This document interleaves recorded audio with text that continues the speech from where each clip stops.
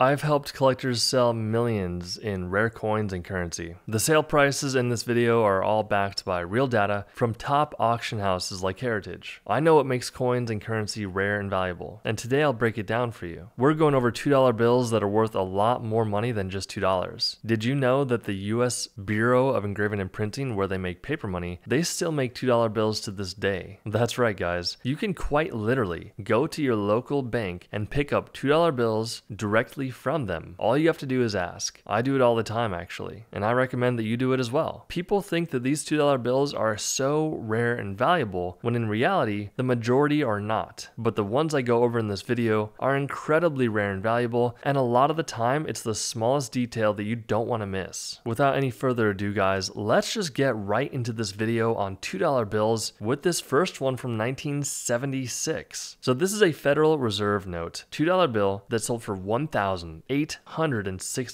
Now, something very important you must understand before we go further is that the condition of your bill is so important. That means when you have a $2 bill, please do not fold it. It seems very obvious, but a fold down the center of the bill or even right into the design of the corner of the bill, any small fold will dramatically decrease the value of your bill. So please keep it flat, keep it safe, because the condition is very important, and this is a good example of it. So there's a few things going on. First of all, this is a star note. So a star note happens when a bill has an error during the printing process. Now, we've gone over plenty of errors in different videos, and there's a few later in this video, so stay tuned. But essentially, if there's an error, a quality control manager is going to go ahead and pull that sheet of bills, because paper money are produced in sheets, not one by one. They'll pull the sheet, they'll destroy it, and they'll replace it with a star note, or a replacement note, as some people call them. Star notes can be rare and valuable depending on how many star notes were produced. It's a simple supply and demand thing. If there's a lot of star notes produced, then the star notes will not be worth as much money. But if there's a small number of star notes made, then they could be worth more money. Okay, so one thing I want you to look at is the margins. A margin on a bill is that white border around the bill. Now, the more centered that margin is, the higher grade the bill can achieve. A lot of banknotes don't have the best centering, so they'll be pushed left or right or up or down, and the margins won't be equal all the way around. The more equal and centered they are, the higher achievable grade you can get. This one got a 69, which is only 1 point away from the perfect grade of 70. All of these things combined allowed this bill to sell on Heritage auctions for $1,860. So the last bill graded at a 69, this one got the perfect grade of 70. This is a 2003 $2 bill, so it's a bit more modern than the previous one. Another thing that's really important about this one is the serial number. So this is a relatively semi-fancy serial number. Now, the reason why it's not a full fancy is because that last digit is a 4. If this thing had a full solid number 1 serial number, this banknote would have sold for a lot more money than $2,160. And this next one is a great example. So glad we have it in here. Clearly, this bill has been through the ringer. You know, this bill could have been someone's lucky pocket piece in Las Vegas, just keeping it in their pocket. Lucky number 7s. You see all the solid number 7s on this bill, but you can see the condition is completely beat up. This one got graded by PMG at a very fine 20, completely torn up, not the best condition. It still sold for $2,400. Now listen, if this bill was in the same condition as the previous note, it would have sold for so much more money. That's why, sure, it's cool to have this piece in your pocket, but you know what's even more cool is getting a ton more money for your bill. All right, let's start with the back of this bill. So the back of this $2 bill, you have a depiction of the Declaration of Independence, which is pretty neat. I think it's a cool picture. But what's also really interesting is that small number in the back bottom right hand side of the bill. Now, before I tell you exactly what that is, it would mean a ton if you could just hit that subscribe button. It would help us out tremendously, and it would mean the world if you could do that for us today. All right, did you do it? Awesome. You are the best. And I mean that. So what does that backplate number mean? So without boring you with too many details, essentially, if you didn't already know, the back of the bill is actually the first print during the printing process. So you have a blank piece of paper and they print the backs first. That number is called a backplate number because it signifies the position on the plate the bill was intended for. So you have a printing plate and that was position number 18. So the numbers don't really matter that much, but what does matter is the size of the backplate number, depending on the type of bill. After that, we can flip over to the front of the bill, which is the second print. Now I want to show you what the third print is. So do you see that that G to the left, which is a black seal, and then you see the green seal on the right. Now I'm going somewhere with this, so just sit tight. Then you have the serial numbers.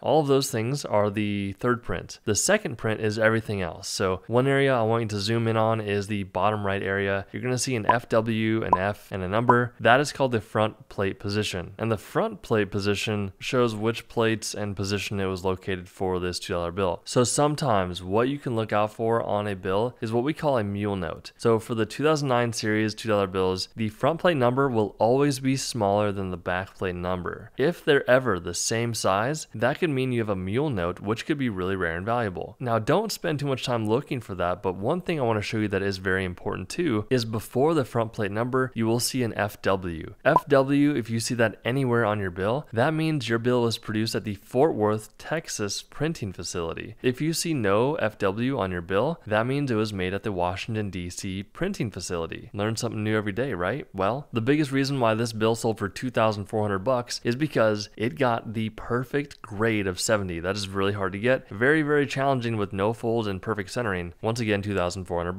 $3,120 for this 2003 $2 bill. This is a banknote that was graded by PMG at a 66 EPQ. EPQ just means exceptional paper quality. That means there's no stains, tears, pinholes, anything that damages the bill. A big thing here is going to be that serial number. So once again, people love their fancy serial numbers. This is what we call a descending ladder serial number. So descending means going down, ascending means going up. This serial number is going from 9 all the way down to number 2 in order. So you have 9, 8, 7, 6, 5, 4, 3, 2, and that's it. Something like this can be very rare and valuable. As you can see, it sold for $3,120. Holy smokes, look at the condition of this banknote. This 1976 $2 bill sold for $7,500. This is not only a serial number 1 $2 bill, but it's also a star note. Very challenging to come across, no doubt about that whatsoever. Do understand that if the condition was better, the value would be much higher than $7,500. If you come across a rare bill like this, at the end of the video, I'm going to tell you exactly what you need to know to maximize the value and not get scammed and ripped off. $9,600 for this 1976 $2 bill. This one has a solid number 1 serial number. So around the start of this video, we had a bill that had solid number 1s except a 4 at the end. This is what you get when you get a solid number 1 serial number with a high grade. You can see it got a 64. That means there's not a single fold on this bill whatsoever. However, you can see that the centering is not that nice. Top to bottom and left to right, it could be better. There could also be a little bit of handling or little bends on the bill. That will decrease the value a little bit and the grade. If this one would have graded at a 65 or a 66, you can guarantee that it would have sold for a lot more money than $9,600. Alright, $19,200. We'll be brief on this one, but essentially you can see there is a doubling in the third print. This is a great example of what the third print includes. You can see everything here, and you can see that this is a Cleveland issued bill. You can tell because there's a D in the district seal on the left, and it is no coincidence that D is the 4th letter in the alphabet. You can see the district numbers around the bill, the number 4. If the district was Boston, which would be an A, then the district numbers would be a 1. And if it was New York, which is a B, the district numbers would be 2, so on and so forth. But please guys, this is one of the most highly altered errors I've ever seen before. There's a lot of these on eBay where people will see a video like ours and they'll replicate the error and try to sell it online for more money. All you got to do is really use a printer and try to replicate this error. I highly advise against that, as that is fraud. And a company like PCGS or PMG will very quickly be able to determine that your $2 bill is not an error and it's actually an altered bill. So be very careful out there guys. There's a lot of bad actors that are trying to get one over on you, but you can guarantee that if your bill is in a PMG holder, that it has a money back guarantee, that it is genuine, authentic, the error is good. This is a really cool error guys. Keep an eye out for them, and if you want to sell your bill for the most money possible, this is what we recommend. Find a currency expert that's not going to rip you off. Find someone that gives you good vibes and that you can trust. Get the opinion of at least 3 different currency experts before you go ahead and try to sell them. Another thing you could do is hire on a consultant or a currency expert that will help facilitate the sales of your banknotes. That way you maximize the value. One thing we highly advise against is selling your bills to a pawn shop. Please do not do that. That is going to mess you up. You're going to get a lot less money than you deserve. Keep educating yourself, researching, and learning every single day, guys. We have a completely free coin and currency ebook down below that will help you get started on your journey. And there there are no strings attached. We have absolutely nothing to sell you. We just want to keep helping the community. We love coins and currency, guys. Once again, get your free coin and currency ebook down below. We'll see you guys in the next video.